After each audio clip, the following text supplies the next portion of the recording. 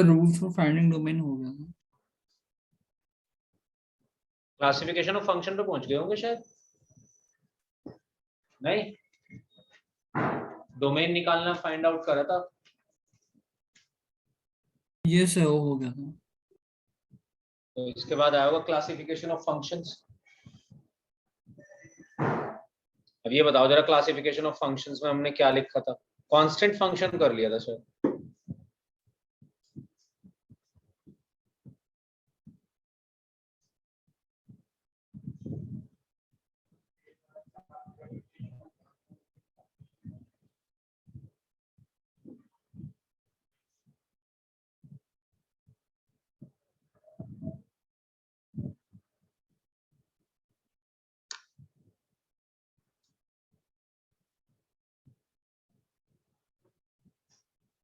क्यों देवांश? जैसे मैं से देखना। चेक कर ले, बता मेरे को, अपडेट करो। ऋषिक,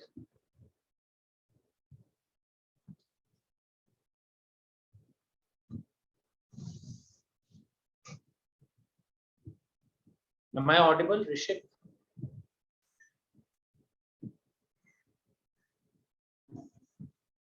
Sir, you are audible. Yes okay Roshni, तो हम यही पूछ रहे थे कि एक बार जरा चेक करके बता दो। मुझे लगता है पहला कांस्टेंट फंक्शन हमने कवर कर लिया था। मतलब एल्जेब्रिक फंक्शन हम पढ़ रहे थे। एल्जेब्रिक फंक्शन के मैंने आपको बताए थे 4 पार्ट्स होते हैं।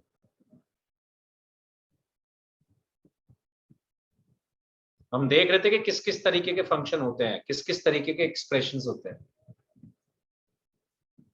इसमें आया था पहला कांस्टेंट फंक्शन,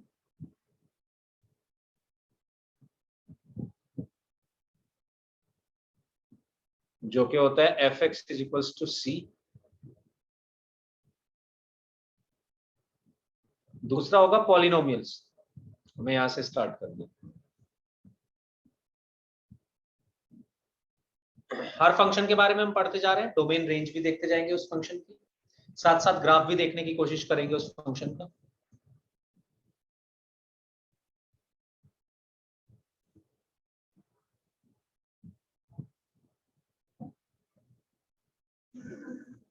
तो अगर पॉलिनोमियल्स की बात करें तो इस तरीके के कुछ एक्सप्रेशंस पॉलिनोमियल बोल दिए जाते हैं।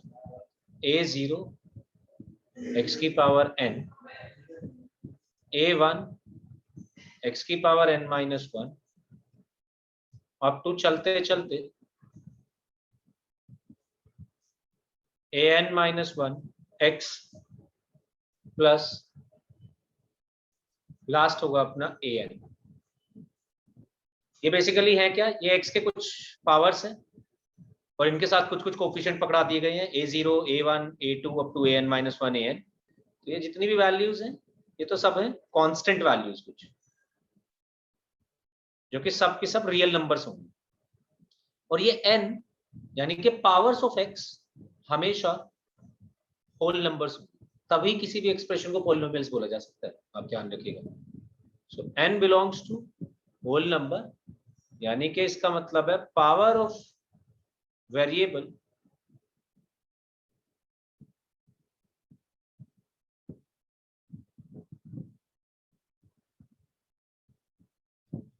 should be whole number।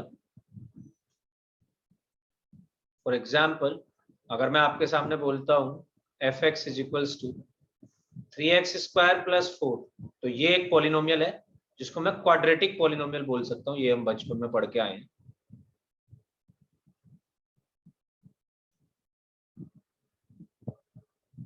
But अगर मैं बात करूं F X is equals to root X की या root X plus 1 upon X की, तो जी बिल्कुल पॉलिनोमियल नहीं है।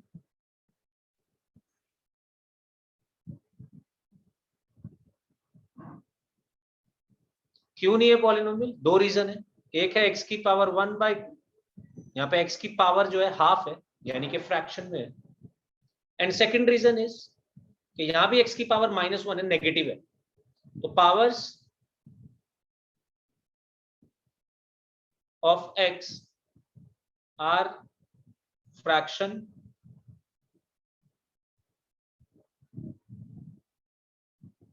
And negative. जो कि दोनों ही चीजें होल नंबर्स नहीं है। होल नंबर्स की अगर हम बात करते, अगर आपकी पावर्स होल नंबर है सारे वेरिएबल्स की जो भी आपने यूज करें, तो उस एक्सप्रेशन को आप पॉलिनोमियल बोल सकते हैं, अदरवाइज नहीं। अगर कोई एक्सप्रेशन, कोई भी एल्जेब्रिक एक्सप्रेशन पॉलिनोमियल है, तो आप एक टर्म और डिफाइन कर सकते हैं, डिग्री। एग्जाम्पल के बाद आप ये एरो लगा सकते हैं, डिग्री।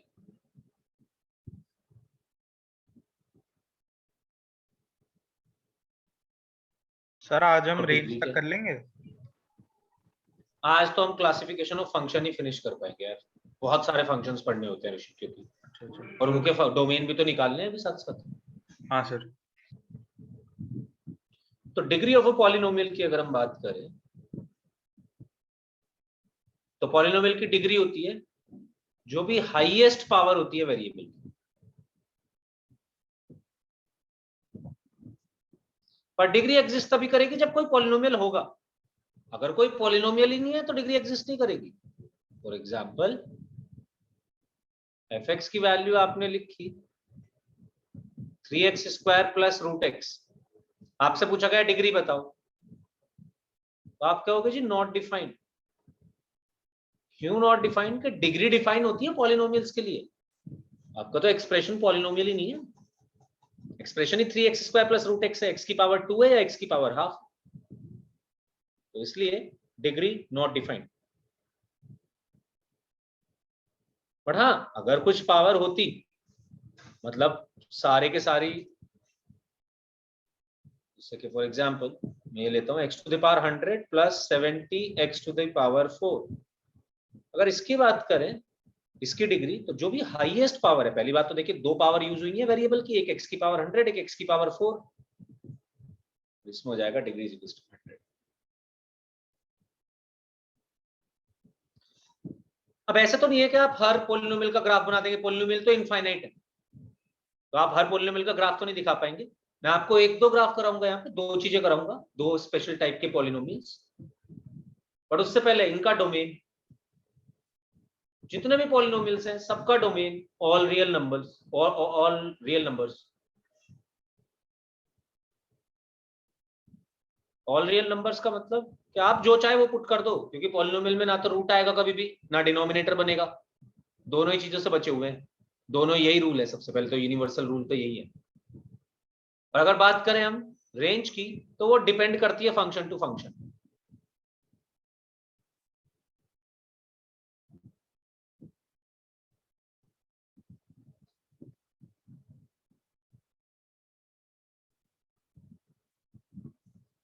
हाँ, क्वाड्रेटिक पॉलिनोमियल की रेंज निकालना हमने आपको सिखा दी है।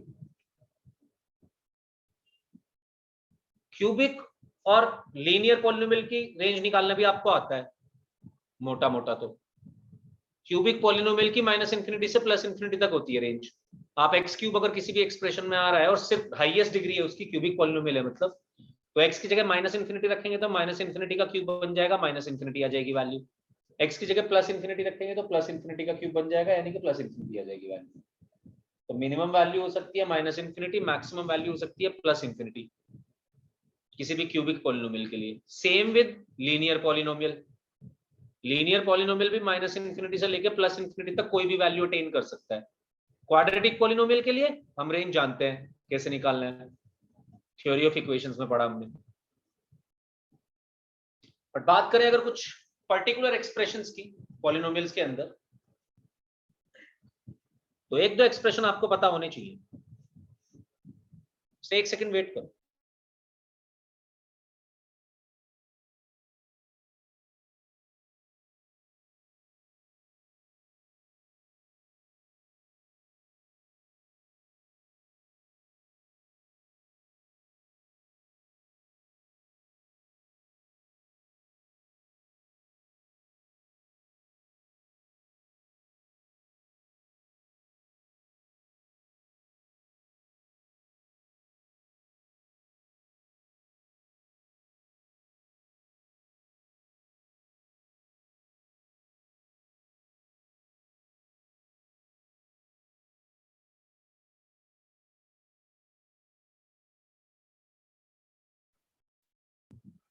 हाँ जी, क्लियर कर दें क्या स्क्रीन? सब कुछ लिख लिया? कोई भी जैसे बच्चा है तो प्लीज रेज योर हैंड।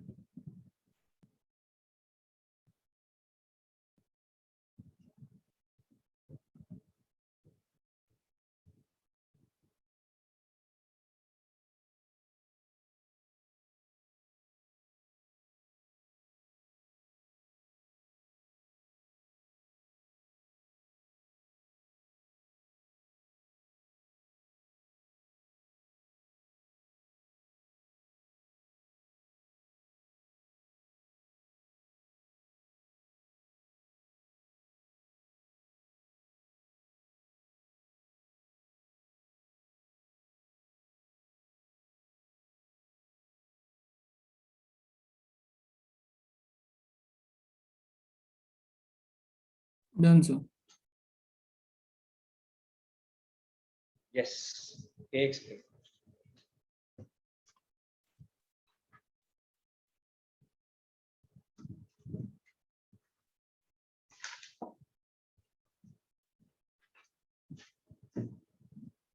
ठीक है जी,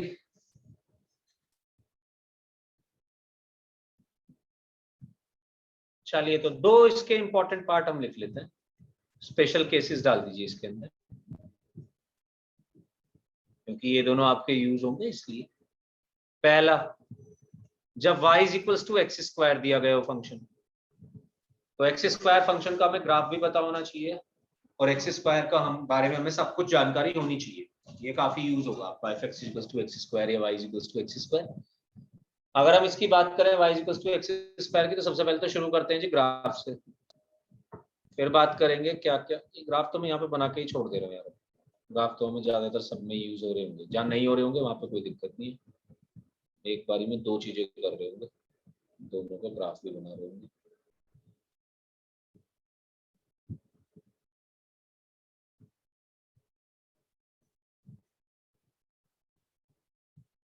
हाँ जी, तो y equals to X square का ग्राफ कुछ ऐसा होगा, ये पैराबोला होगा, सिमेट्रिक होगा,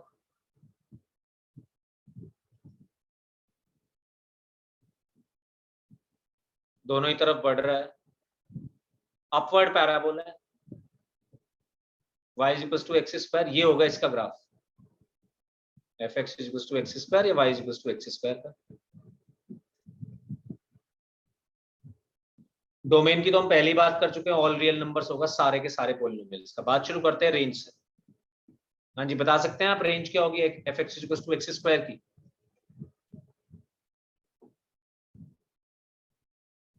रेंज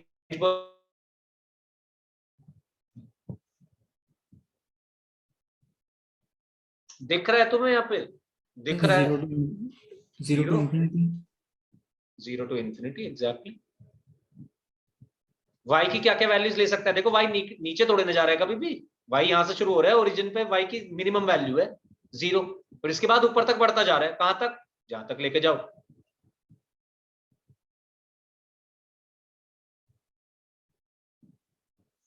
साथ साथ पढ़ाना तो हम आपको एक दो चीजें और चाहते हैं, पढ़ा नहीं पाएंगे वो अलग बात है।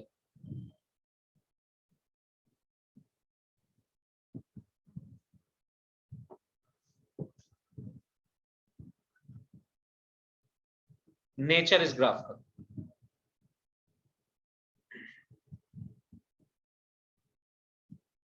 तो आपको ग्राफिकली, चलो मैं एक चीज देखना सिखाता हूँ, ठीक है?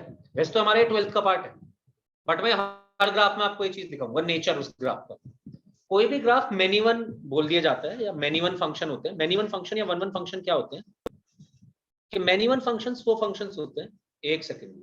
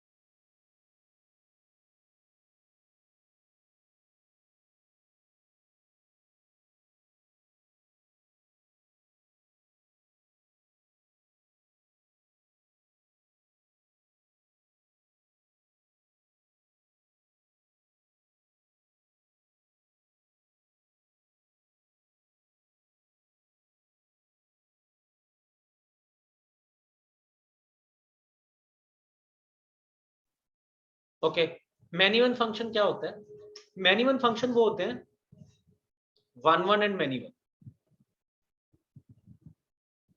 चलो छोड़ो, वन वन मैनी वन की बात अभी छोड़ते हैं।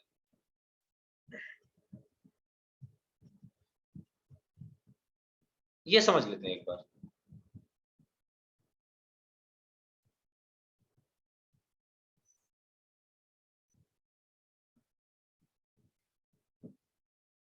इवन फंक्शन पहले मैं आपको समझा रहा हूं, आप लिख लेना इसको इस केस के बाद। तो इवन फंक्शंस कौन से फंक्शन होते हैं? ऐसे फंक्शंस जिसमें आप अगर x की जगह माइनस एक्स से रिप्लेस करो और तब भी फंक्शन सेम रहे, फंक्शन पे कोई फर्क ही ना पड़े, वो सारे इवन फंक्शंस बोले जा सकते हैं। यानी कि अगर आपका कोई फंक्शन था एफ एक्स और आपने x की जगह माइनस एक्स रखा तब भी चेंज नहीं हुआ, फंक्शन है इवन फंक्शन। जैसे कि फॉर एग्जांपल मैं आपको दिखाता हूं, देखो एक्स स्क्वायर एक इवन फंक्शन है। F X equal to X square था, आप x की जगह माइनस एक्स से रिप्लेस करिए, तो आपने x की जगह रखा माइनस एक्स और फिर इसका स्क्वायर करा, तो देखो ये भी आया एक्स स्क्वायर। क्या एफ एक्स और एफ माइनस एक्स दोनों सेम नहीं है? Yes sir. ऐसे सारे फंक्शंस को हम इवन फंक्शंस बोल सकते हैं, जहां पे भी अगर आपने x की जगह माइनस एक्स रखा और फंक्शन के अंदर कोई चेंज नहीं आया, तो एक उसका एग्जांपल है एक्स स्क्वायर। एक और एग्जांपल अभी दिखाऊंगा। दूसरी बात, एक प्रॉपर्टी तो ये है देखने की, या दूसरी चीज हम इस तरीके से देख सकते हैं कि अगर ग्राफ, किसी भी फंक्शन का ग्राफ वाई एक्सिस के अबाउट सिमेट्रिक बने। नाउ व्हेन आई से सिमेट्रिक, इसका ये मतलब है कि आप वाई एक्सिस को मिरर मान लो, consider this Y axis as mirror. इसके पीछे अगर ये ऐसे रखी हुई है कोई भी चीज, तो इसके इधर भी ऐसे ही बननी चाहिए। आप देखिए वाई एक्सिस के लेफ्ट हैंड साइड पे देखिए कुछ ऐसी शेप का बन रहा है। अगर मैं इसका मिरर बनाऊं तो इसकी इमेज यहीं पे तो बनेगी, मिरर इमेज। इसकी इमेज यहीं पे तो बनेगी, बिल्कुल इसकी मिरर इमेज है। So if graph of fx is symmetric about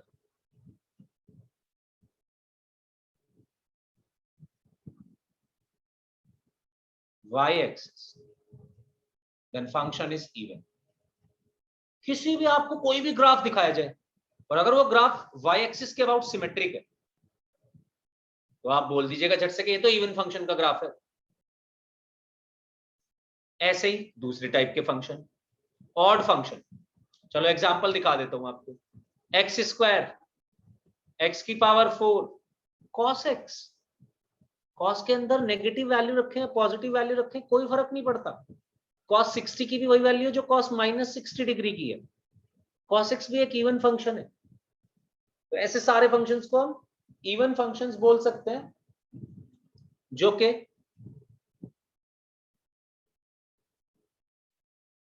x या माइनस एक्स रखने के बाद कोई फर्क ना पड़ रहा हो। तो even functions are those functions in which either fx is equals to f minus x or graph of fx is symmetric about y axis। जैसे मैंने आपको ग्राफ भी दिखाया। Second case, fx is equals to x cube, range minus infinity to plus infinity, nature odd function।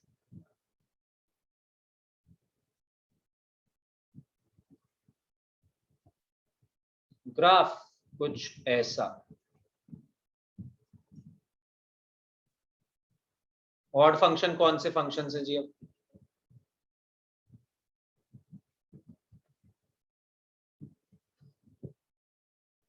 पहली चीज, या तो आपका f माइनस एक्स की वैल्यू, यानी कि आपने x को माइनस एक्स से रिप्लेस करा और पूरा फंक्शन ही माइनस टाइम्स हो गया। फॉर एग्जाम्पल आपका यहाँ पे fx equals to X cube लिखा हुआ है, आप x की जगह माइनस एक्स डालिए, तो अगर आप माइनस एक्स डालते हैं तो ये बन जाएगा माइनस एक्स का होल क्यूब। एक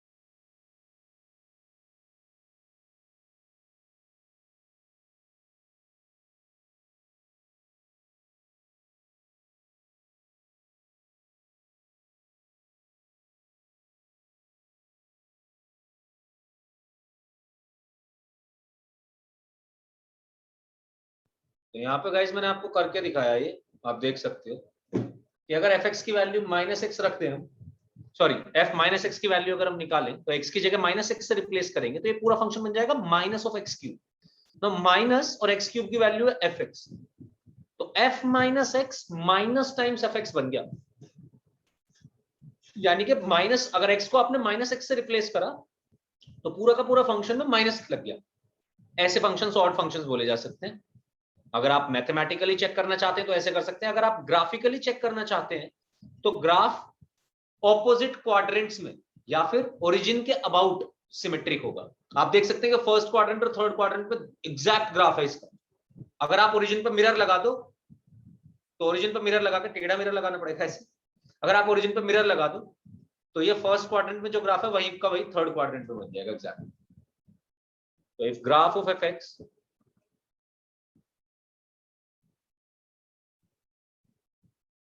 is symmetric about origin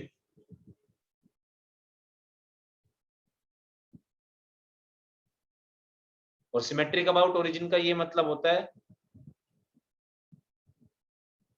opposite quadrants, कि फर्स्ट और थर्ड में सेम हो या सेकंड और फोर्थ में सेम हो।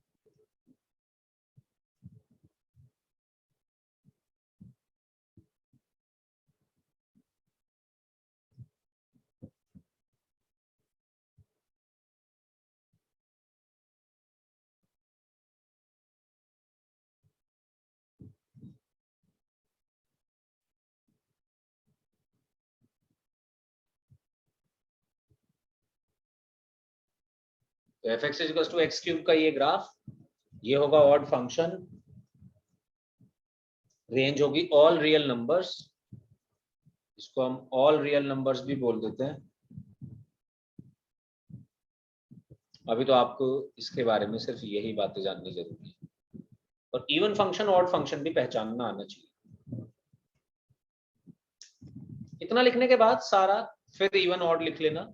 इवन ऑड लिखने के बाद ये एक हैशटैग भी लिखना कि कभी कभी हमें ये नहीं पता चलता कि x की जगह -x से रिप्लेस करें तभी फंक्शन मिले इवन या ऑड, तो आप इसको ऐसे भी लिख सकते हो कि अगर fx minus f minus x की वैल्यू 0 आ रही है तो ये इवन है फंक्शन।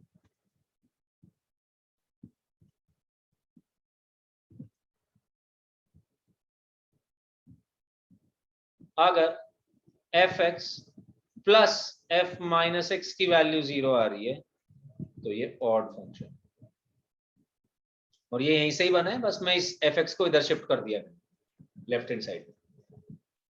जो पहली इक्वेशन लिखी गई है उसी में fx को लेफ्ट हैंड साइड पे शिफ्ट कर दिया, तो इतना बनाइए सारा। पहले स्पेशल केसेस लिखिए दोनों, फिर इवन ऑड फंक्शन लिखिए, या अगर आप पहले स्पेशल केस y = x² वाला लिखना चाहते हैं और उसके बाद इवन फंक्शन लिखना चाहते हैं वो भी ठीक है। फिर सेकंड केस लिखिए, ऑड फंक्शन लिखिए, और उसके बाद ये हैशटैग भी लिखिए जरूर। ये पहचान है हमारी इवन फंक्शन और ऑड फंक्शन।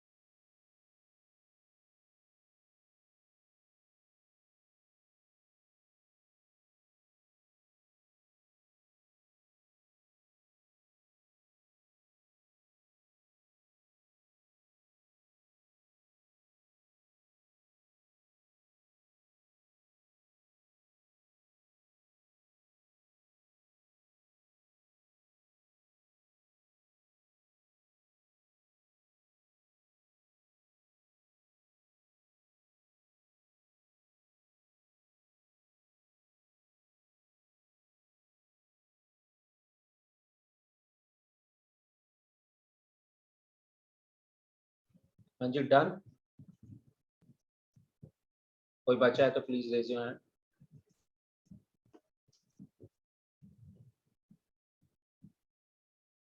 ओके ओके, ये मैं इधर वाली साइड बस रब कर।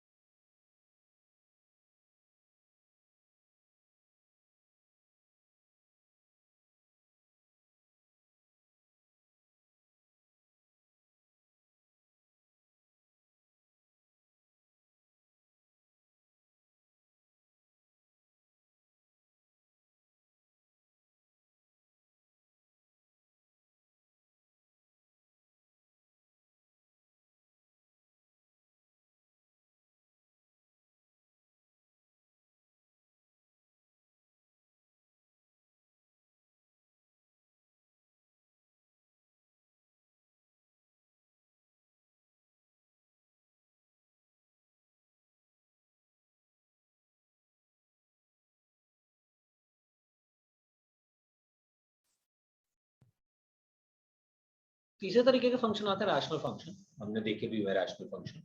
y is equals to F X upon G X के टाइप के फंक्शन को हम रैशनल फंक्शन बोलते हैं यार, जिसका डोमेन होता है ऑल रियल नंबर्स एक्सेप्ट वो सारी वैल्यूज जहां पे जी एक्स जीरो हो रहा हो। क्या आप देखिए डिनोमिनेटर को तो जीरो नहीं कर सकते यहाँ पे भी, तो आप सारी वैल्यूज रख दो, बस वो मत रखना जहां पे भी जी एक्स जीरो है, यानी कि आपका डिनोमिनेटर वाला फंक्शन। ये एफ एक्स और जी एक्स दोनों पॉलिनोमियल होते हैं, हम इसके बारे में पहले ही पढ़ चुके हैं, हमने देखे हैं कुछ रैशनल फंक्शन भी। इनकी रेंज निकालना हमने सीखा है। रेंज डिपेंड करता है डिफरेंट डिफरेंट फंक्शंस पे कि उनकी रेंज क्या होगी। तो range depends on the function, जबकि domain also depends on the function. But domain होगा क्या, वो इस तरीके से निकाला जा सकता है कि all real numbers accept those values जहां पे x जीरो। और अगर रेंज की बात करें तो वो varies from expression to expression. It varies from function to function. Similarly, इसके भी कुछ special case.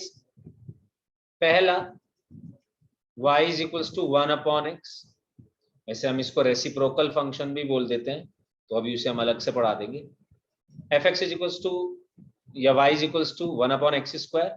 दूसरे वाले में fx is equals to या y is equals to 1 upon x cube. तो सबसे पहली चीज इसका डोमेन क्या है, आप क्लियरली देख के पहचान सकते हैं क्या डोमेन है. बताओगे मुझे क्या डोमेन है इस फंक्शन का 1 upon x स्क्वायर का?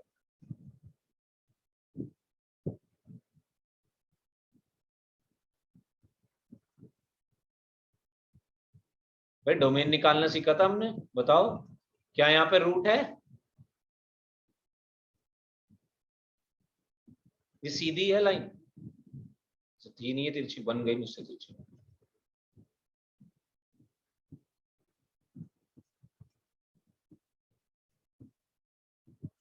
Devansh yes sir. कैसे निकालेंगे डोमेन, बता. डोमेन के लिए क्या क्या चेक करते हैं?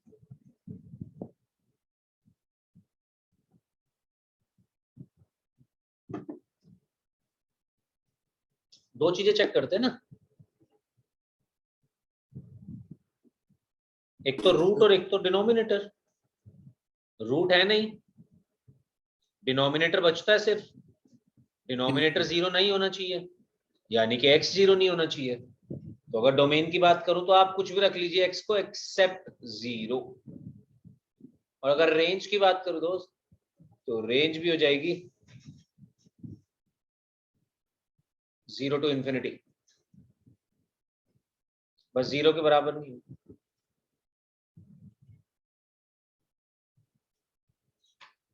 तो इसकी रेंज भी हो जाएगी 0 टू इंफिनिटी. और ये भी नेचर होगा इसका इवन फंक्शन. आप x की जगह 1 अपॉन x रखेंगे, कोई फर्क नहीं पड़ रहा, या फिर ग्राफ से देख ले कि एग्जैक्टली सेम ग्राफ बनेगा y एक्सिस के इधर भी और इधर भी. और बात करें 1 अपॉन x क्यूब की, तो डोमेन तो इसका भी सेम, कि कुछ भी रख लो बस 0 मत रखना. और अगर रेंज की बात करें तो इसकी रेंज होगी माइनस इंफिनिटी टू इंफिनिटी या ऑल रियल नंबर्स एक्सेप्ट 0. 0 के बराबर नहीं हो पाएगा कभी. इसका ग्राफ कुछ ऐसा बनता है, ऐसा ही है ग्राफ तो जैसे ये है ऊपर वाला, बस फर्स्ट और थर्ड क्वाड्रेंट. क्योंकि यहाँ पे x को नेगेटिव रखोगे y भी नेगेटिव मिल सकता है, वहां पे x को नेगेटिव रखेंगे y पॉजिटिव रहेगा वो पूरा टाइम. Nature odd function. ये दो स्पेशल टाइप के ग्राफ हैं रैशनल फंक्शन के अंदर.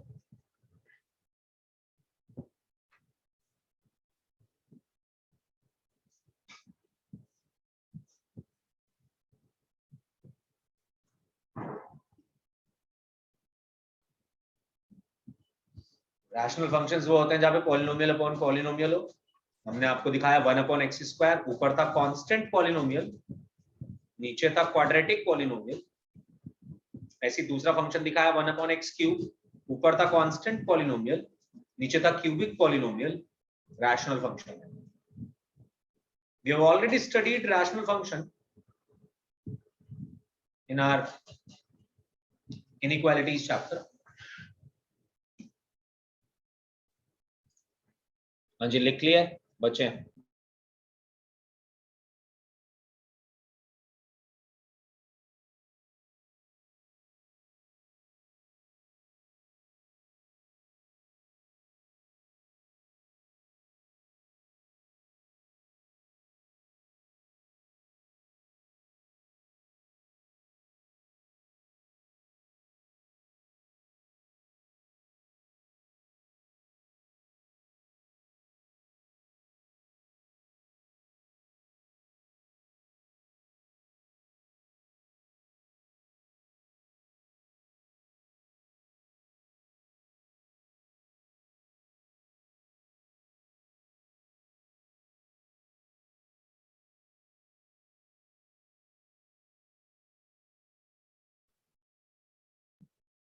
Okay next irrational function, fourth type.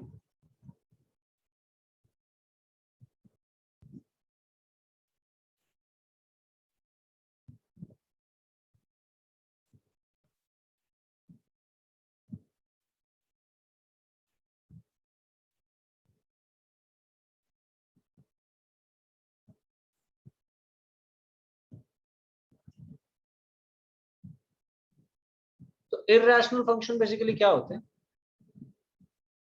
Irrational function होते हैं कुछ ऐसे, F X Y is equals to, कोई फंक्शन है F X to the power P by Q.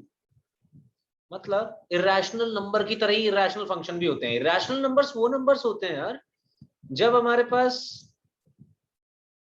Okay sorry, irrational numbers वो नंबर्स होते हैं जब हमारे पास कोई भी नंबर हो और उसकी फ्रैक्शन में पावर रह जाए। फॉर एग्जाम्पल, अगर आप इरैशनल नंबर के बारे में जानना चाहते हैं तो 2 की पावर 1/3 एक इरैशनल नंबर है, 2 की पावर 3/4 एक इरैशनल नंबर है, बट 2 की पावर 4/2 नहीं है इरैशनल, क्योंकि 2 की 2 स्क्वायर बन जाएगा, ये 4 आ जाएगा आंसर।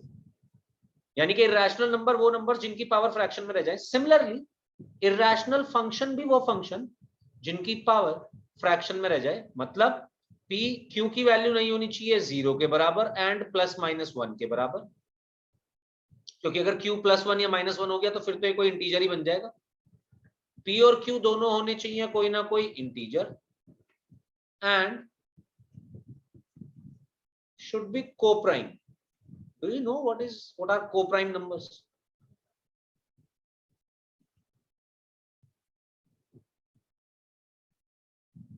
अच्छा, दो ऐसे नंबर्स को-प्राइम बोले जा सकते हैं जिनका कोई भी कॉमन फैक्टर ना हो। यानी कि हम ये कहना चाह रहे हैं कि भाई p अपॉन q अपनी मोस्ट सिंप्लीफाइड फॉर्म में होना चाहिए, जैसे 3/4, 3 और 4 दोनों को-प्राइम है। को-प्राइम हमेशा एक पेयर होता है, को-प्राइम का प्राइम से कोई मतलब नहीं है। को-प्राइम का ये मतलब है कि आपके दो नंबर्स को-प्राइम बोले जा सकते हैं अगर उनका कोई भी कॉमन फैक्टर नहीं है, यानी कि उनका हाईएस्ट कॉमन फैक्टर 1 है, HCF 1 होगा किसी भी दो नंबर का, तो 3 और 4 को-प्राइम है।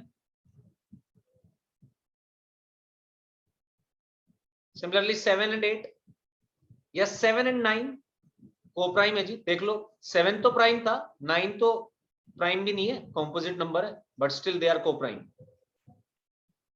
तो coprime pair is that pair जो कि जिनको और सिंपल फॉर्म में ना लिख सकते हो आप, यानी कि आप कहना चाहते हैं एफ एक्स की पावर p अपॉन q होनी चाहिए मोस्ट सिंपलेस्ट फॉर्म। सॉल्व करने के बाद पावर फ्रैक्शन में बचनी ही बचनी चाहिए, तो ऐसे फंक्शंस को इरैशनल फंक्शन बोल सकते हैं आप। इनका domain varies from function to function, इनकी range varies from function to function. आपको कोई स्पेशल एग्जांपल नहीं दिया जा रहा, आपके सामने इरैशनल फंक्शन आएंगे भी नहीं एज सच कुछ।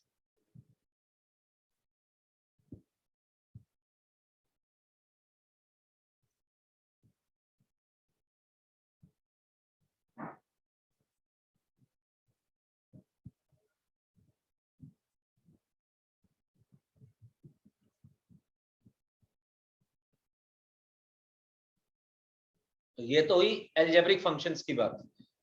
एक स्पेशल एग्जांपल में देना चाहूंगा, इस तो दो दे सकता हूं पर एक ही मैं देना चाहूंगा बस। y is equals to √x, √x, भैया √x का ग्राफ भी दिखाऊंगा, डोमेन भी दिखा रहा हूं। डोमेन क्या है? डोमेन है x की वैल्यू, देखो रूट इन्वॉल्व है तो x की value greater than equal to 0 ही होनी चाहिए, यानी कि आप डोमेन 0 से लेके इंफिनिटी तक कुछ भी रख सकते हैं, 0 भी रख सकते हैं, नेगेटिव मत रखिएगा, नेगेटिव रखेंगे तो आंसर कॉम्प्लेक्स नंबर आ जाएगा। बात करें अगर रेंज की, तो रेंज बन जाएगा हमारे पास वो भी 0 टू इंफिनिटी। रूट का आंसर कभी भी नेगेटिव नहीं होता, हमेशा पॉजिटिव। मैं यहाँ पे रूट का ग्राफ बना के दिखा रहा हूँ, कुछ ऐसा होता है रूट का ग्राफ। ये F X is equals to √x है, सिर्फ फर्स्ट क्वाड्रेंट में एग्जिस्ट करता है, यानी कि x भी पॉजिटिव ही रख सकते हैं सिर्फ, और y भी पॉजिटिव ही हो सकता है। और इस तरीके का ग्राफ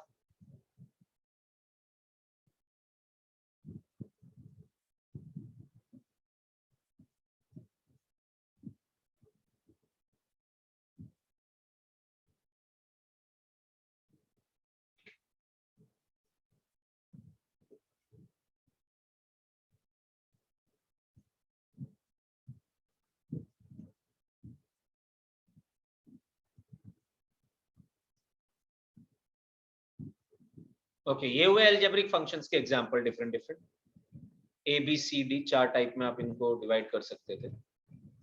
मैंने 1 2 3 4 लिख दिया गलती से, कल आपने ए बी सी डी लिखा होगा तो वही लिख सकते हैं। Next type of function, major function की हम बात कर रहे हैं। पहला था एल्जेब्रिक, अब आया एक आइडेंटिटी फंक्शन।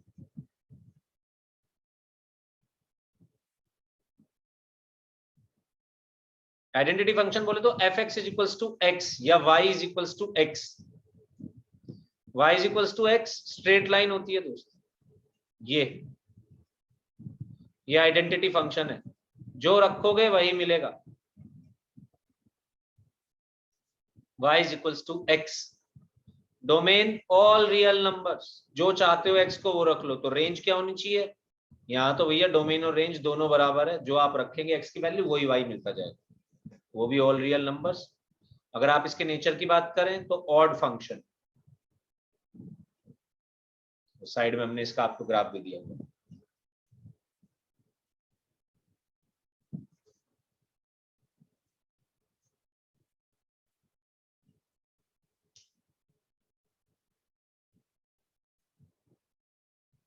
ये स्पेशल केस रेशनल फंक्शन के अंदर ही है।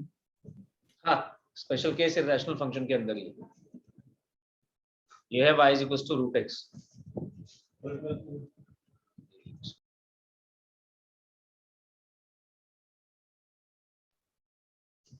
स्पेशल केस इररेशनल फंक्शन के अंदर ही है, क्योंकि देख रूट x को x की पावर 1/2 ही तो लिख सकते हैं, जैसी पावर फ्रैक्शन में बची इररेशनल फंक्शन।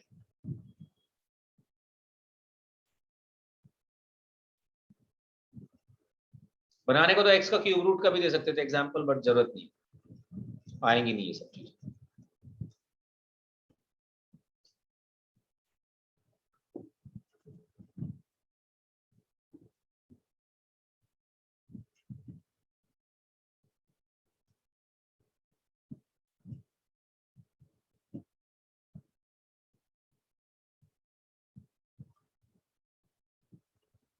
और ये y is equals to root x का ही ग्राफ है। थर्ड टाइप का फंक्शन रेसिप्रोकल फंक्शन, यानी कि fx is equals to 1/x, domain भैया डिनोमिनेटर 0 नहीं होना चाहिए, all real numbers accept 0, range all real numbers accept 0, nature odd function होगा ये भी। क्या आप fx is equals to root x का ग्राफ बना चुके हैं दोनों लोग? अगर बचा है तो बता दो मुझे हैंड रेज करते हुए।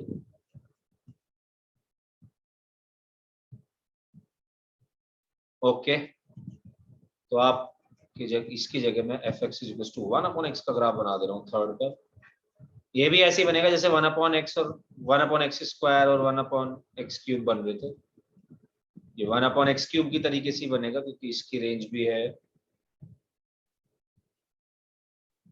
All real numbers accept 0। तो अच्छा है, बना नहीं पाया हूं वैसे, बिल्कुल नीचे तक लग के जाता है।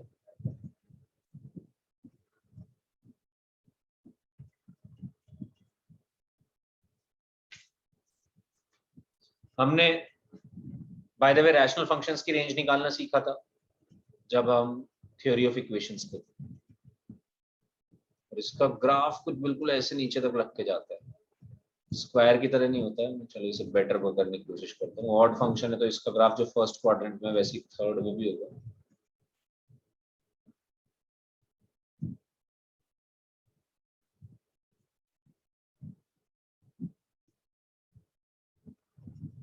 कुछ ऐसा और स्लाइटली कर्व करते हुए यहाँ पे चला जाएगा। सिमिलरली यहाँ पे ये हुआ हमारे पास रेसिप्रोकल फंक्शन।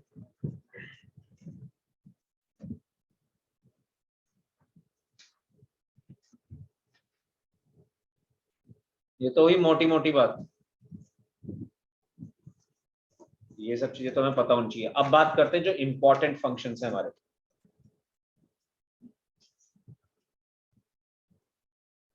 इंपॉर्टेंट फंक्शंस क्या हैं? एक्सपोनेंशियल, लॉगरिथम, ट्रिग्नोमेट्रिक फंक्शन की हम ऑलरेडी बात कर चुके हैं, उन्हें दोबारा एक्सप्लेन नहीं करेंगे यहाँ पे, वो भी एक टाइप का फंक्शन ही है। अभी इसके बाद fourth topic, can I remove all of this? या बचा है कुछ? प्लीज रेज योर हैंड जिससे कि मुझे पता चलता रहे। ओके, 3 तरीके के लिख चुके हैं। इसके बाद हम फोर्थ लिखेंगे ट्रिग्नोमेट्रिक फंक्शन, और उसके बाद लिख देंगे ऑलरेडी डिस्कस्ड। उनके डोमेन, रेंज, उनके ग्राफ सब हम डिस्कस करके आए हैं ट्रिग्नोमेट्री में। नेक्स्ट ईयर डिस्कस करेंगे दोबारा 12th क्लास में। फिर से फंक्शंस पढ़ना है, फिर से क्लासिफिकेशन ऑफ फंक्शन भी पढ़ना होगा, बट उस टाइम इतना डिटेल में डिस्कस नहीं कर रहे होंगे। आज तो आपको कुछ बातें बताई जा रही है, उस टाइम दूसरी बातें ही नहीं, ग्राफ के बारे में आपसे डिस्कस कर रहे हैं।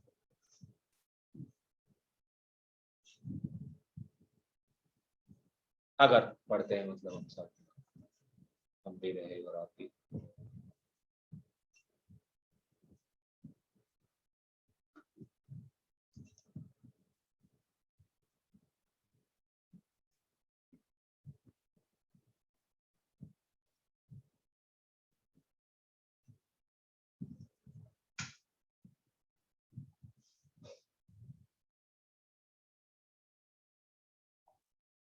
नीचे मैं लिख दे रहा हूं, इसके बाद ये लिख देना फोर्थ में ट्रिग्नोमेट्रिक फंक्शंस।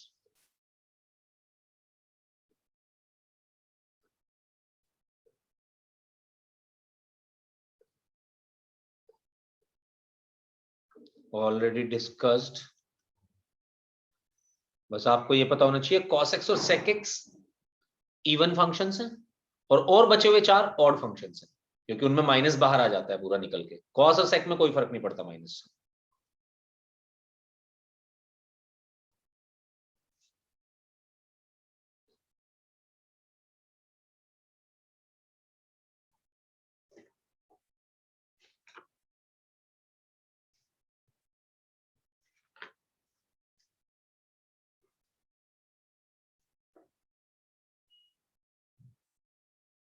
ठीक है जी। नेक्स्ट कुछ बचा है तो बता दें, अभी भी पीछे जा सकते हैं। नेक्स्ट हो जाएंगे अपने पास एक्सपोनेंशियल फंक्शंस। एक्सपोनेंशियल फंक्शंस क्या क्या हो सकते हैं? ये हो सकते हैं, ये सब रखते हैं।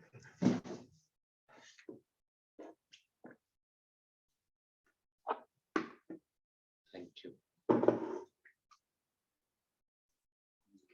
ठीक,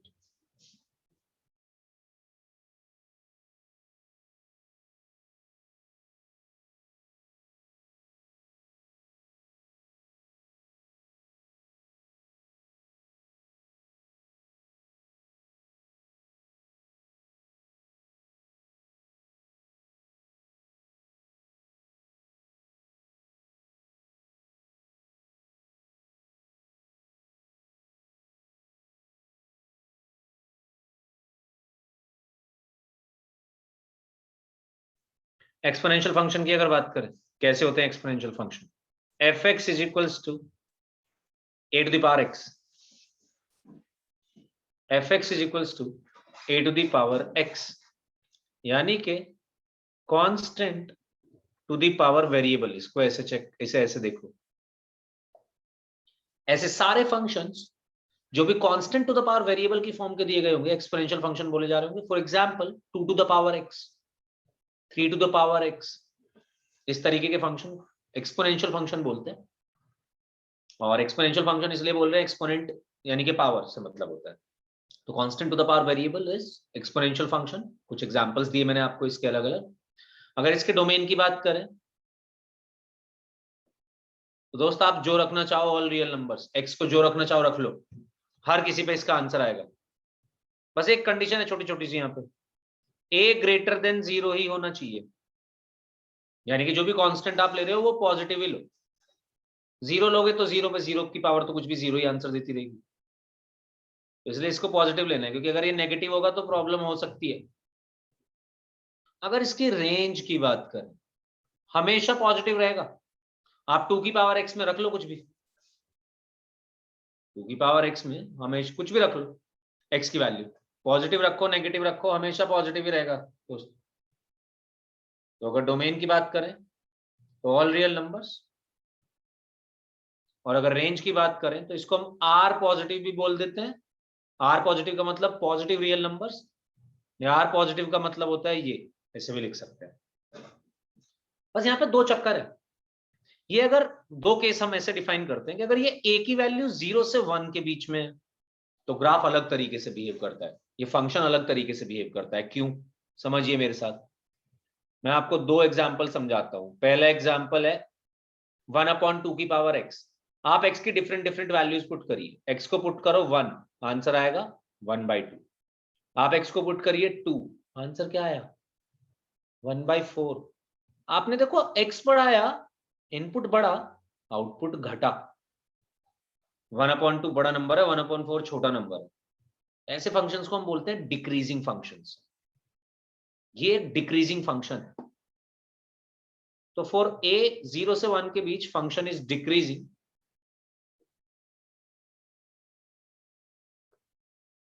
और इसका ग्राफ कुछ बन रहा होगा ऐसा।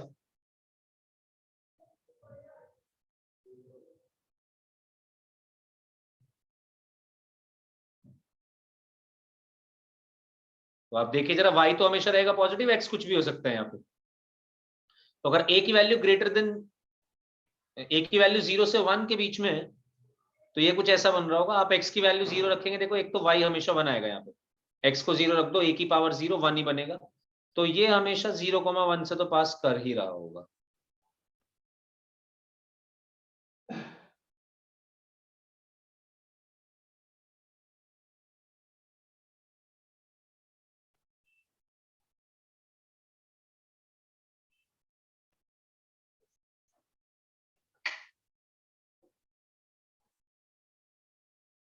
तो ग्राफ बनेगा कुछ ऐसा, 0,1 से पास करते हुए डिक्रीजिंग ग्राफ है, नीचे घटते हुए आ रहा है। This is decreasing function. और दूसरा ग्राफ बनेगा इसका जब a की वैल्यू होती है 1 से बड़ी और a ग्रेटर देन 1। जब a होगा 1 से बड़ा तो ये होगा इंक्रीजिंग फंक्शन।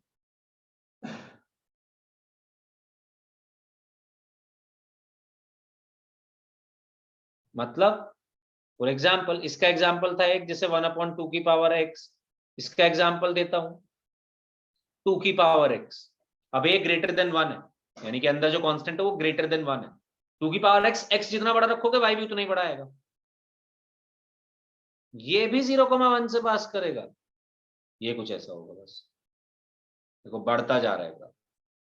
जैसे जैसे आप इधर जा रहे हो, एक्स की वैल्यू बढ़ाते जा रहे हो, वैसे वैसे ग्राफ ऊपर की तरफ जा रहा है, वाई भी बढ़ता जा रहा है। यहाँ पे जैसे जैसे आप एक्स को बढ़ाते जा रहे थे, वाई घटता जा रहा था, इसलिए ये डिक्रीजिंग फंक्शन था। कि इनपुट और आउटपुट की ऑपोजिट रिलेशनशिप है एक दूसरे के साथ, और इनपुट और आउटपुट की अगर सेम तरीके की रिलेशनशिप है तो उसको हम बोल देते हैं increasing function. If you have any doubt please feel free to ask.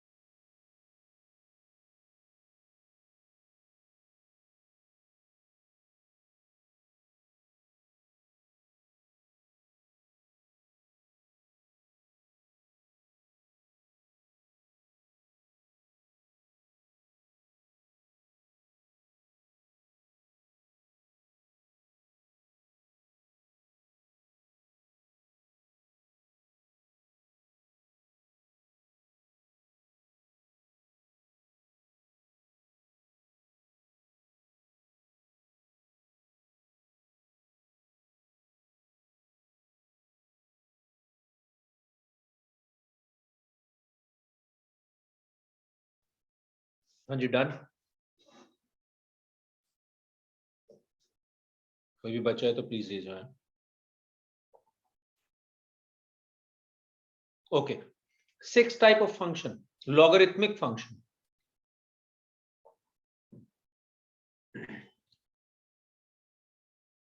Logarithmic function भी ऑलरेडी डिस्कस्ड।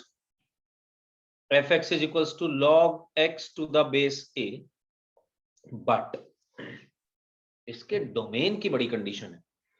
एक कंडीशन x ग्रेटर देन 0 होना चाहिए, दूसरी कंडीशन a भी ग्रेटर देन 0 होना चाहिए एक्सेप्ट 1।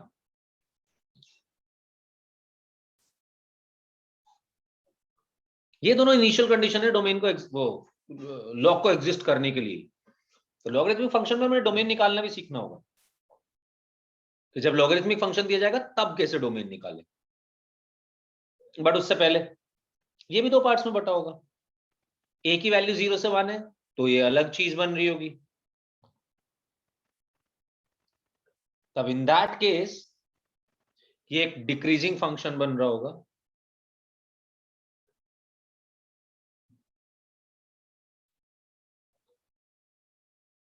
अच्छा जी, इसके बाद डोमेन और रेंज भी लिख लीजिए। वैसे domain belongs to 0 to infinity, यानी कि x तो 0 से इंफिनिटी होना ही होना चाहिए। साथ साथ आपको बेस की भी कंडीशन ध्यान रखनी है कि आपको इनपुट और बेस की टर्म्स में देखना है इसको। इनपुट भी पॉजिटिव, बेस भी पॉजिटिव। दिस इज इनपुट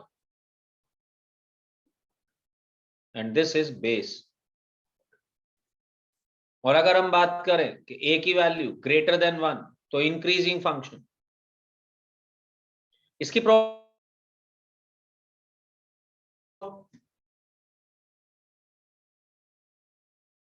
जब क्लास में लॉगरिथम चल रहा था तो थे आप क्लास में? सर आपकी आवाज कट हो रही थी, एक बार फिर से बताइए। मैं पूछ रहा था देवांश से कि देवांश ने हमसे लॉगरिथम पढ़ा है क्या? No sir.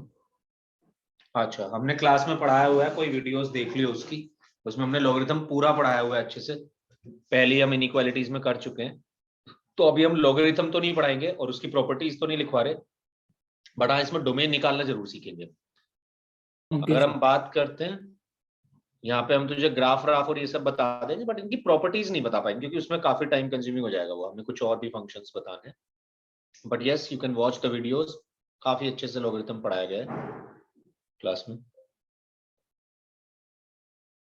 हाँ जी, तो डोमेन होता है 0 से इंफिनिटी और रेंज होती है इसकी ऑल रियल नंबर्स। आंसर ये कुछ भी दे सकता है। तो इसीलिए इसका ग्राफ कुछ ऐसा बनता है कि अगर आप x को 1 रखते हैं तो y 0 बनता है। तो जब डिक्रीजिंग फंक्शन है तो कुछ ऐसा है, और जब इंक्रीजिंग फंक्शन है तो कुछ ऐसा है। 1,0 से ही पास करता है। यह है fx is equals to log x to the base a, बस a की वैल्यू 0 से 1 के बीच में। ये भी है fx is equals to log x to the base a, बस a की वैल्यू 1 से बड़ी है। इसकी काफी प्रॉपर्टीज भी है वैसे तो खुद में, और वो प्रॉपर्टीज भी पता होनी चाहिए हमें, बट अभी तो हम इसके डोमेन पे बात कर रहे होंगे थोड़ी सी। आप पहले ये लिख लीजिए, फिर हम डोमेन पे आते हैं।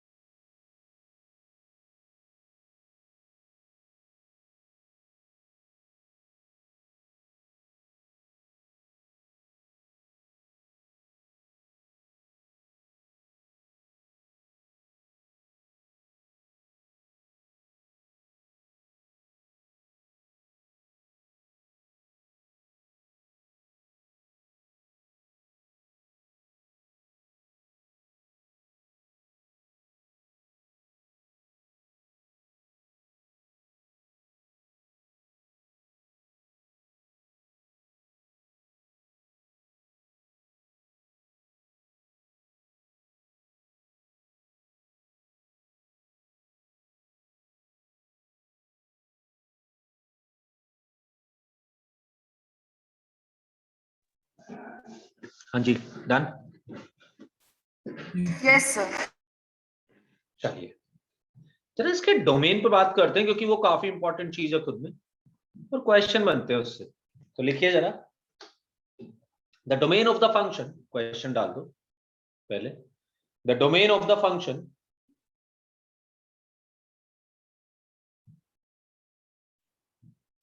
the domain of the function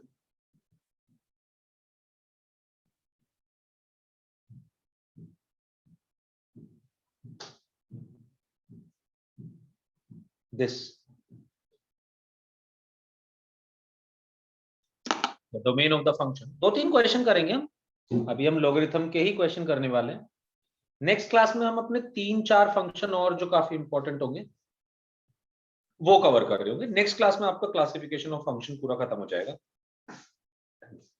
क्योंकि उस तक हम सब चीजें कर चुके होंगे जो भी हमें करनी होगी इंपॉर्टेंट का। चलिए जी, पहला क्वेश्चन कर रहे हैं। आप सबसे पहले मेरे साथ शुरू करिए।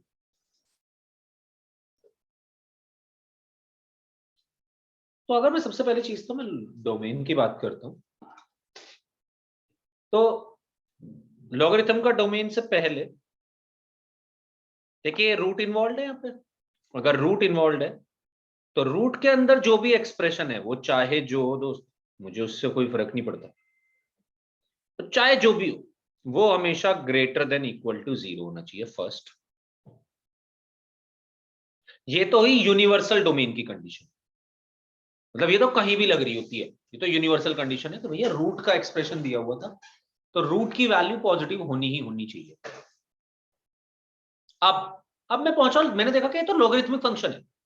अगर लॉगरिथमिक फंक्शन है तो इसकी भी कुछ ना कुछ अपनी लिमिटेशन है। क्या लिमिटेशन है? एक, इसके अंदर इनपुट हमेशा पॉजिटिव रखा जाएगा, कभी भी आप इनपुट को नेगेटिव नहीं रख सकते। दूसरा, कि इसका बेस हमेशा पॉजिटिव होना चाहिए। For this log to exist, इसका इनपुट यानी कि जो भी ब्रैकेट के अंदर मैंने लिखा है वो सबका सब पॉजिटिव होना चाहिए, और इसका बेस यानी कि जो है 10 वो भी पॉजिटिव होना चाहिए। अगर मैं बात करता हूं बेस की, तो बेस पॉजिटिव है, और ऑल्सो बेस 1 के बराबर भी नहीं होना चाहिए। तो बेस 1 के बराबर भी नहीं है। बेस की कंडीशन तो लगाने की जरूरत नहीं है, इनपुट की कंडीशन लगाने की जरूरत है कि भाई इनपुट होना चाहिए पॉजिटिव ग्रेटर देन 0। अब जी लॉग को सॉल्व करते हैं, तो देवांश इसको हम ऐसे लिख सकते हैं, 10 को दूसरी साइड लेके जा सकते हैं। ये बच जाएगा 5x minus X square upon 4 is greater than equal to 10 की पावर 0। मतलब ये है कि अगर log x base a is equals to 2 लिखा हुआ है, तो तू इसको सॉल्व करके ऐसे लिख सकता है x is equals to a square. a को दूसरी साइड में ले जाएगा, ये बेस बोला इसलिए जा रहा है क्योंकि देख अब ये बेस बन गया और ये पावर बन गई 2। Yes sir. तो इसको हम ऐसे लिख सकते हैं अगर हम ओपन करते हैं लॉग को। तो हमने यहां पे भी देख लॉग को ओपन करा, तो ये बन गया 5x minus X square upon 4 is greater than equal to 10 की पावर 0। और इधर से मैं 4 को उधर भेजूंगा तो कोई दिक्कत नहीं है, x कॉमन ले लेता हूं। x कॉमन लिया, ऊपर से 5 माइनस एक्स बचा, 4 उधर गया 0 में ही मिल गया। तो ये तो डायरेक्ट सॉल्व हो जाएगा वेवी कर्व से। दो क्रिटिकल पॉइंट 0 एंड 5, एक जगह नेगेटिव है तो नेगेटिव से स्टार्ट होना चाहिए, नेगेटिव पॉजिटिव नेगेटिव, मुझे चाहिए पॉजिटिव। तो दूसरी कंडीशन ने तो आंसर दिया कि भैया x की वैल्यू 0 से लेकर 5 तक कुछ भी ले लो, इक्वल्स टू नहीं होगी क्योंकि सिर्फ ग्रेटर देन 0 दिया गया है यहाँ पे भी इक्वल टू यूज नहीं करा है हमने। और अगर इसकी बात करते हैं तो 10 की पावर 0 बनेगा 1, 4 को उधर भेजा बना 4, तो ये आ गया 5x minus X square is greater than equal to 4। और दूसरी साइड लेके जाता हूं 5x माइनस एक्स स्क्वायर को, तो ये बन जाएगा X square minus 5x plus 4 less than equal to 0। ध्यान से देख सकते हैं आप, अगर इसको राइट हैंड साइड लेके जाएंगे तो 0 greater than equal to this आ जाएगा। 0 को इस पूरे से बड़ा बोलो या इस पूरे को 0 से छोटा बोलो, एक ही बात है दोनों। आप इसके फैक्टर्स बनाएंगे,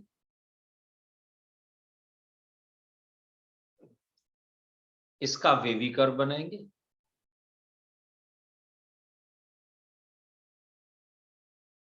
प्लस माइनस प्लस, माइनस वाला पोर्शन चाहिए क्योंकि लेस देन इक्वल टू 0 बोले जा रहे हैं।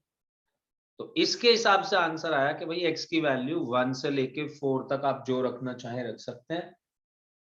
पहली कंडीशन ने ये आंसर दिया, दूसरी कंडीशन ने ये आंसर दिया। अगर आप देखना चाहते हैं दोनों का कॉमन पोर्शन तो 1 और 4 इसके बीच में ही आ रहे होंगे कहीं ना कहीं। ये कह रहा है सिर्फ इतना, दूसरे वाला कह रहा है सिर्फ इतना, कॉमन पोर्शन सिर्फ इतना, यानी कि फर्स्ट और सेकंड में, फ्रॉम फर्स्ट एंड सेकंड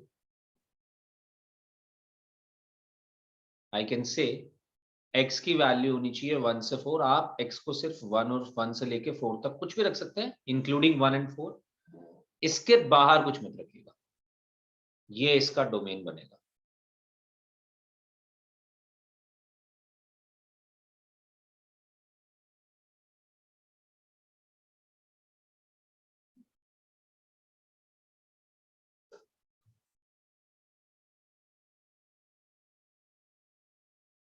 इसके बाद आपके लिए एक और क्वेश्चन है, आप ट्राई करके आइएगा इसको घर से। इसका डोमेन क्या होगा? अब यहाँ पे 3 लॉग इन्वॉल्व है, तो हर लॉग का इनपुट पॉजिटिव होना चाहिए। पहले वाले लॉग का इनपुट है log 3 log 4 बेस x, ये भी ग्रेटर देन 0 होना चाहिए, पहली कंडीशन। इसको हम ऐसे सॉल्व कर सकते हैं देवांश, 3 को उधर ले जाएंगे कुछ बन जाएगा, फिर 4 को भी उधर ले जाएंगे, फिर पावर में कन्वर्ट होती चली जाएंगी ये चीजें ऐसी। फिर दूसरा लॉग है ये वाला कि भैया लॉग जिसका बेस 3 है उसके अंदर भी तो कुछ इनपुट है, उसका इनपुट है जी log x बेस 4 और ये भी ग्रेटर देन 0 होना चाहिए। और तीसरी कंडीशन होगी कि लास्ट वाला जो लॉग है उसका इनपुट है x, वो भी ग्रेटर देन 0 होना चाहिए। देखिएगा तीनों के आंसर क्या क्या आ रहे हैं, जो भी कॉमन पोर्शन हो वो आंसर होगा।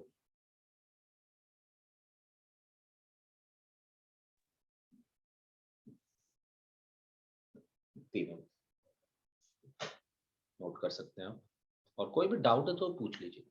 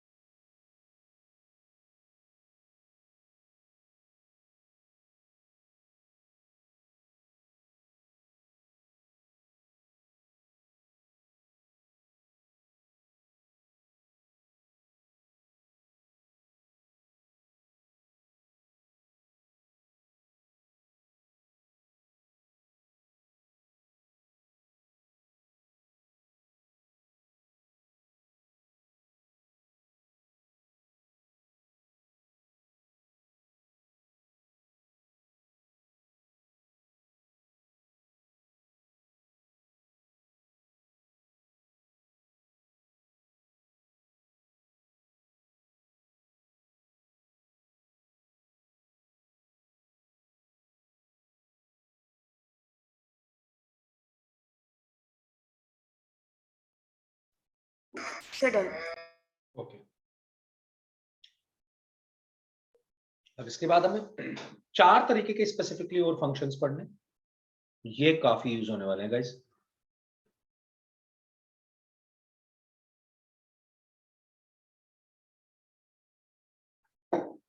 यूज तो ये भी होंगे जितने हमने पहले पढ़े, बट ये थोड़ा इंपॉर्टेंट है समझना।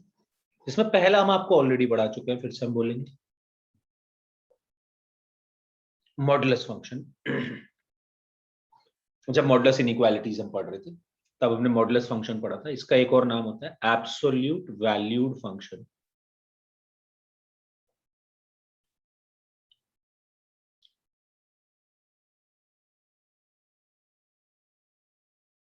जो कि हो जाता है f(x) = mod x। हम इसकी प्रॉपर्टीज आपको ऑलरेडी पढ़ा चुके हैं। ये होता है इसका ग्राफ कुछ वी शेप में, शार्प पॉइंट होता है इस पॉइंट पे। डोमेन की बात करें जो चाहे रख लीजिए, देख लो x की वैल्यू तो कुछ भी पॉसिबल है, पर y हमेशा x एक्सिस के ऊपर ही है, तो मतलब y हमेशा पॉजिटिव रहे।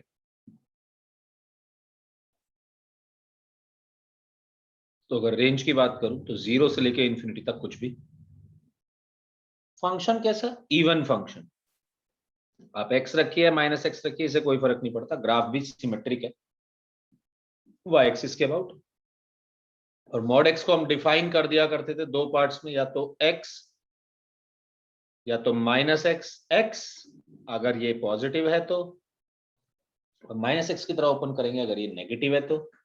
इसकी प्रॉपर्टीज में हम ऑलरेडी बात कर चुके हैं, वो बात नहीं करेंगे। हाँ, एक दो क्वेश्चन पे जरूर बात करेंगे, आपको डोमेन जरूर निकलवाएंगे।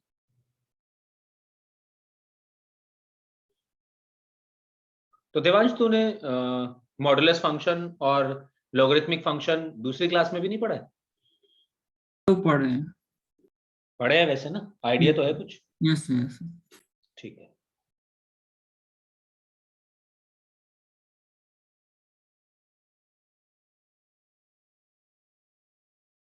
इसका हम डोमेन निकालेंगे।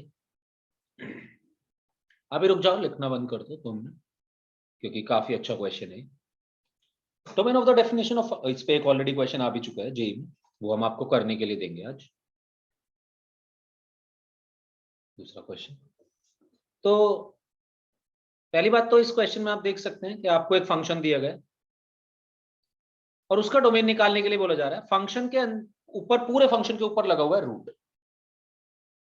अगर पूरे फंक्शन के ऊपर लगा हुआ है रूट, तो मैंने कहा जी रूट की तो एक ही कंडीशन थी कि रूट के अंदर जितनी भी वैल्यू है वो पूरी की पूरी पॉजिटिव होनी चाहिए, और साथ साथ इसके पास डिनोमिनेटर भी है, तो डिनोमिनेटर नहीं होना चाहिए 0 के बराबर। यानी कि यहां से तो हमें पता चला मॉड x की वैल्यू 2 के बराबर ना हो, और मॉड x 2 हो सकता है जब x हो सकता है ±2। अब पहली कंडीशन पे बात करते हैं। ऊपर से माइनस कॉमन लिया, नीचे से माइनस कॉमन लिया, कैंसिल हो जाएगा, ऊपर बच जाएगा मॉड x -1, नीचे बचेगा मॉड x -2। थोड़ी देर के लिए इस मॉड x को y लेट करूं, तो ये बन गया y -1 upon y -2 is greater than equal to 0। कोई दिक्कत नहीं है यार, वेवी कर्व लगा देते हैं, y की वैल्यूज निकाल लेते हैं या मॉड x की वैल्यूज निकाल लेते हैं। 1 और 2 आए क्रिटिकल पॉइंट, स्टार्ट करा प्लस माइनस प्लस, आपको क्या चाहिए जी? पॉजिटिव चाहिए। यानी कि आपका आंसर क्या आया? इसके हिसाब से आपका आंसर आया y की वैल्यू, यानी कि मॉड x की वैल्यू या तो छोटी होनी चाहिए 1 से, या फिर बड़ी होनी चाहिए 2 से, बस 2 के बराबर ना हो मॉड x। ये हमें दूसरी कंडीशन ने ऑलरेडी बताया हुआ है। तो मॉड x होना चाहिए 1 से छोटा, या मॉड x होना चाहिए 2 से बड़ा। इसके आगे का पार्ट में यहाँ पे कर रहा हूं। मॉड x अगर 1 से छोटा, तो यार हमें सॉल्व करना आता था mod x less than a। याद है रोशनी, कैसे करते थे सॉल्व? ये सब चीजें यूज होती हैं, इसीलिए पढ़ाई थी पहले, क्या आगे चल के बार बार यूज होती रहेगी ये। ओके, मॉड x अगर less than equal to a होता था, तो आप इसे लिख सकते हैं कि x की वैल्यू -a से a होगी। यानी कि आप इसे लिख सकते हो कि x should be from -1 to 1, and अगर मॉड x ग्रेटर देन 2 है, तो इसका मतलब x होगा या तो 2 से बड़ा या तो -2 से छोटा। तो अगर आप हो जाएगा डोमेन इस फंक्शन का या तो -∞ to -2 union -1 to to 1 union minus 2 to infinity.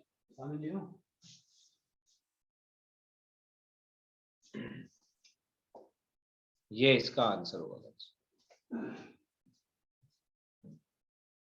मैंने होमवर्क के लिए भी लिख दिया, आप पहले पूरा नोट कर लीजिए, कोई डाउट हो तो पूछ लीजिए। We have 3 minutes. अब हमें इसमें 3 नई चीजें और पढ़नी है, 3 तरीके के फंक्शन, ये बिल्कुल नए होंगे और ये इंपॉर्टेंट भी बहुत होंगे, मतलब 2 बहुत इंपॉर्टेंट होंगे इसमें से, एक तो ऐसी है, एक की कोई दिक्कत नहीं, बट 2 बड़े इंपॉर्टेंट चीजें हम आपको पढ़ाने वाले हैं नेक्स्ट क्लास में।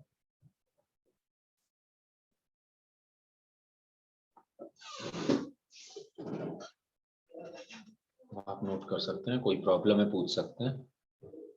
जब आप नोट कर ले और अगर कोई प्रॉब्लम ना हो तो देन यू कैन लीव। ये क्वेश्चन आपसे ये भी और एक और क्वेश्चन आपको दिया गया है, दोनों पूछे जाएंगे नेक्स्ट क्लास में। बी प्रिपेयर्ड, सॉल्व करके आना, मतलब उससे कोई दिक्कत नहीं है, हो या ना हो।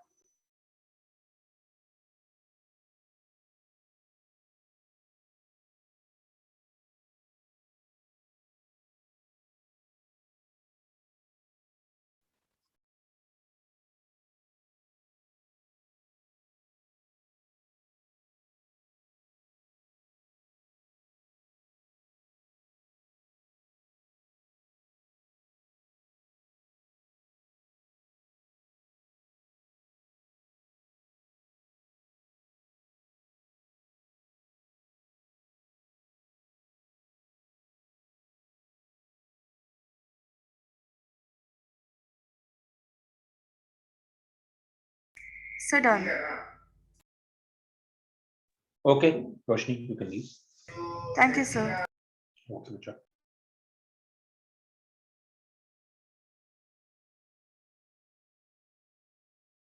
सो इसमें मैं ग्राफ जो नीचे बना रखा है, मतलब वो समझ में नहीं आया मुझे। देवांश, इस बार जब ये क्लास होगी ना अपनी स्टैट्स वाली, यस सर। उसमें मुझसे पूछ लियो मॉडुलस फंक्शन के बारे में कुछ पूछना हो। वैसे ये जो ग्राफ हमने बनाया है ना, यस ये ऐसे सर। बनाया है, देख अभी मैं तेरे को थोड़ा मोटा मोटा समझा देता हूँ कि जब x greater than equal to 0 है तो ग्राफ है y is equals to x का, जो कि ये बनेगा। इधर x पॉजिटिव है, यस सर। इधर x नेगेटिव है सेकंड क्वाड्रेंट में। तो जब सेकंड क्वाड्रेंट में है तो ये बनाया y is equals to minus x का। तो ये 2 ब्रांचेज होती है इसकी। ये ब्रांच ऐसे बनता है, y is equals to x वाला बनता है x जब पॉजिटिव होता है, और y is equals to minus x वाला बनता है जब x नेगेटिव होता है। ऑल्दो ये मैंने सारी चीजें जब मॉडुलस फंक्शन पढ़ाया, मॉडुलस फंक्शन की मुश्किल से 20-25 मिनट की वीडियो देख ली, उसमें सब दिखाया हुआ है, मैंने सब बताया हुआ है, प्रॉपर ग्राफ बना के दिखाया हुआ है। Yes sir. वो देख लीजिए एक बार। आजकल तो एडिटेड वीडियोस भी चल रही हैं, पता है, मतलब हम ये कुछ नया इनिशिएटिव स्टार्ट किया है कि एडिटेड वीडियोस आप देख सकते हो। तो अगर हमारी कोई 1.5 घंटे की वीडियो है उसमें तो हमने बहुत डिटेल्ड एक्सप्लेनेशन दी होंगी चीजों की, आप उसको ही काफी छोटा बना के आपको दिया जाता है, तो तुम वो भी चेक कर सकते हो। बोल देना कोई अपना ये जो है मॉडुलस फंक्शन और